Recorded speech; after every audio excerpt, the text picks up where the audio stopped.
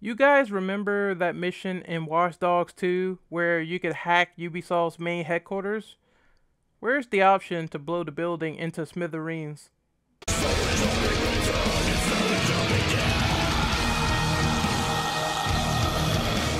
Ubisoft's press conference at E3 2017. Another prime example of a company that is out of touch. Another presentation where one of the biggest games does not happen until the end. We already saw Assassin's Creed Origins, but Ubisoft has the audacity to show us off-camera gameplay and save gameplay after the conference instead of showing it at the conference.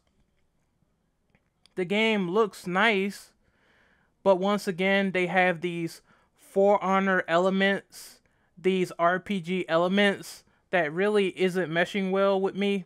I prefer the natural upgrading system, getting new items and becoming stronger that way instead of RPG elements.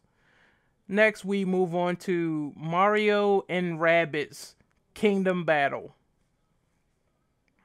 This game reminded me a lot of XCOM because they had similar elements.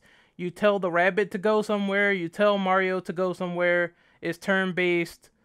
It really doesn't seem like anything I would be remotely captivated into. I mean, it seems like this game is pretty much just filler until you guys get Super Mario Odyssey. Next we have The Crew 2. I don't care. I don't care about The Crew, I'm sorry. I I tried so hard to like that trailer, but I just couldn't. Not one bit. South Park Fractured But Whole. They showed a little bit of this game last year. We got more of the game as a presentation. The game is funny. It's South Park. I like the fact that they are ripping on X-Men, the MCU, everything that deals with comics. So it has a relevant place to be funny. However, I'm not really into it, I guess. I haven't played the first iteration, Stick of Truth. I really need to pick that up. So they have something to show. Fans are excited. I'm for it. I might play Stick of Truth later down the line. Skull and Bones, man. Skull and Bones. This is a new IP based around naval warfare. And it looks strikingly similar to Assassin's Creed Black Flag. Assassin's Creed 4. They have the whole ship mechanics. They have sound effects from Assassin's Creed. I'm sure people are going to eat this up because they really liked the ship battles. They really liked the pirate aspects of that. So basically, Ubisoft went out of their way and they made a game based around these features that people enjoyed in the past. I mean, it's fan service, but the real question is, will all this fan service be worth it in the end? Will the multiplayer be worth something of value? Will it be lag switchy bullshit like For Honor? Will the beta actually convince me to buy the game because For Honor did not? Will this game have any more substance and replay value because Ubisoft really wants some of that money for zero effort sometimes? These are legitimate questions that are pertinent before I ever pick up another Ubisoft online title. I just want to know if the game is worth my time. Fair game.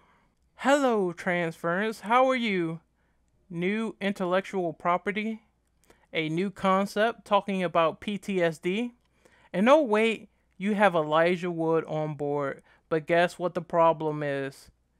This is a damn VR title. And you know Renegade Operative, he doesn't care too much about VR. Moving on. Oh, it gets more ridiculous. Just Dance 2018. Fucking LED Sub-Zeros on stage dancing for the audience like robots, as if I care, as if this is amusing to me.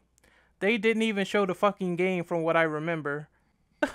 It's like every year Ubisoft brings people on stage to dance, to sing, to look like complete clowns every singular second. And every second I just laugh. I laugh at how pretty much they could be showing a gameplay presentation, but they focus on this irrelevant, redundant garbage.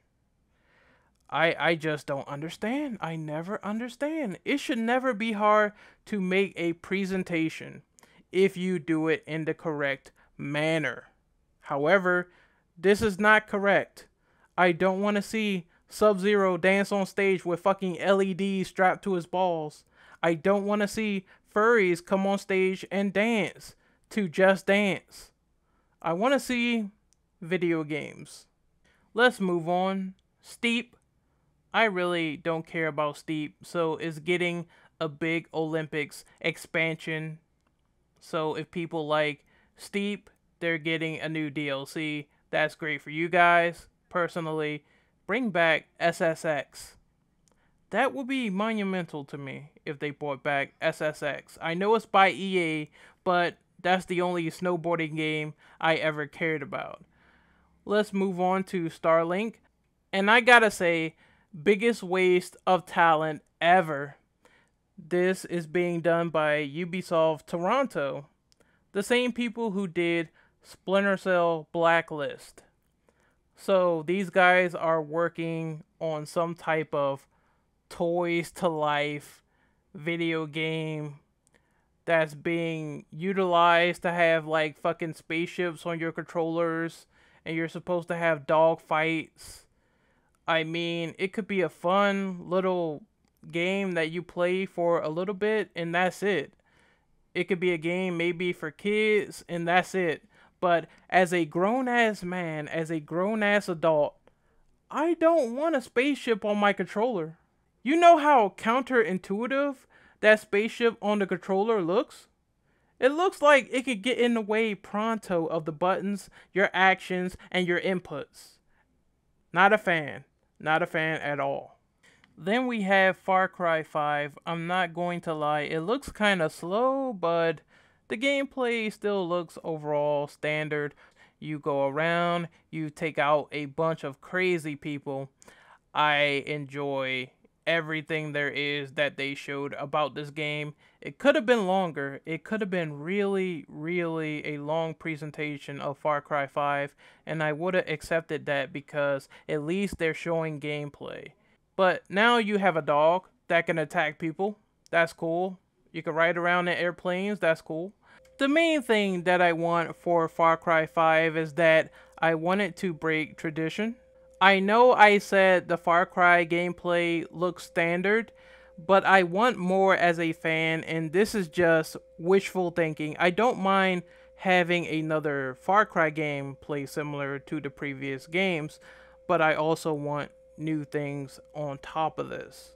I want revolutionized mechanics added into the mix. I don't want this game to be a reskin of previous Far Cry games. I don't want this to be a lazy cash-in because Far Cry Primal was basically just that. Classic Far Cry gameplay, no updates, no conventions, no add-ons, no nothing. Just you're playing a caveman with like a reskinned map. And I don't like that. I don't like that at all. I think a true sequel should feel like a true sequel and a true step to moving forward. The last thing that we have to talk about is Beyond Good and Evil 2. This is the much anticipated sequel to the original Beyond Good and Evil, done in 2003. I don't have many opinions to say. I mean, I never played the original, so I have no idea that it's good that fans are getting this new entry in the series. A lot of people are pissed off because it's a prequel. However, who knows? I mean, anything can happen. This can be a good game, it could be a bad game, it could be mediocre. Usually, when it comes to a game that has years of hype behind it, it tends to be pretty disappointing because it has to live through so many years of being hyped up, so many years of being sought after, and it has a bar of expectations out of the gate. I do wish Ubisoft the best on this project, but they didn't show gameplay, so yeah, that one isn't sitting too right with me. In the end, Ubisoft just feels like a lazy, cashed in, flat out embarrassing attempt to try to appease the gamer when they really didn't have much to put on the table. If I were to rate this conference, I would give Ubisoft a solid D minus.